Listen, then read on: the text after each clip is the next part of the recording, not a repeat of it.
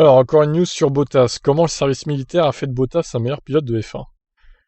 C'est quoi ça? Ah, j'ai hâte de voir là, franchement. Et avant la deuxième moitié de saison, le pilote Mercedes, qui a beaucoup insisté sur sa préparation mentale par le passé, rappelle aussi toute l'importance de la préparation physique dans le sport. C'est physique, c'est sûr. Plus vous passez d'années dans ce sport en monoplace et surtout en F1, plus votre corps s'habitue. Mais comme nous avons 23 courses et des essais, cela vous pèse. Évidemment, les week-ends de course sont un bon entraînement en soi, pour renforcer les parties de votre corps utilisées en permanence. Mais à part ça, quand j'ai du temps libre, je m'entraîne tous les jours. J'aime le cardio, donc je fais beaucoup de sports comme le vélo ou la course à pied. Mais je fais aussi de la muscu quand je peux. Pendant la trêve, nous nous entraînons encore plus, parfois 2 fois par jour, car il faut absolument être en forme.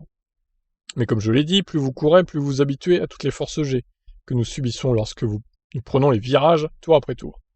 Alors je ne sais pas pourquoi il y a autant de sujets sur Bottas cet été là. Il est très loquace, hein, il raconte sa life, Valtteri, bon, c'est intéressant hein, après, mais bon. On aurait aimé avoir la vie d'Hamilton ou de Verstappen, ça aurait peut-être été un peu plus intéressant, on va dire. Ou même de Vettel, ou d'Alonso. Bottas a notamment pu parfaire sa forme physique durant son service militaire, ce qui l'a amené au rang de caporal dans l'armée. Il revient sur cette expérience dont il profite encore des bienfaits cette année. C'était il y a 13 ans quand même, quasiment. Hein. C'était pendant l'hiver entre 2008 et 2009. J'ai eu l'impression que cela m'a fait passer du statut de garçon à celui d'homme. Vous en apprenez définitivement plus sur vous-même. On apprend aussi à travailler en équipe et à tirer profit de la possibilité de travailler pour quelque chose de plus grand en tant que groupe. Et visiblement, le service militaire finlandais n'a rien d'une partie de plaisir, étant donné les conditions extrêmes parfois rencontrées. Je n'ai pas vraiment appris à conduire, mais j'ai appris à tirer et à allumer des feux par moins de 30 degrés pendant l'hiver finlandais. Bien sûr, j'ai appris une certaine forme de discipline, en plus d'un tas d'expériences cool. Ça a définitivement mis les choses en perspective. Je me souviens que nous avions ce programme d'entraînement dans la forêt pendant 2 semaines d'affilée, et que nous devions dormir dans des conditions glaciales. Une fois de retour au camp de base, je me suis senti tellement heureux, rien qu'en étant dans un vrai lit, dans une chambre.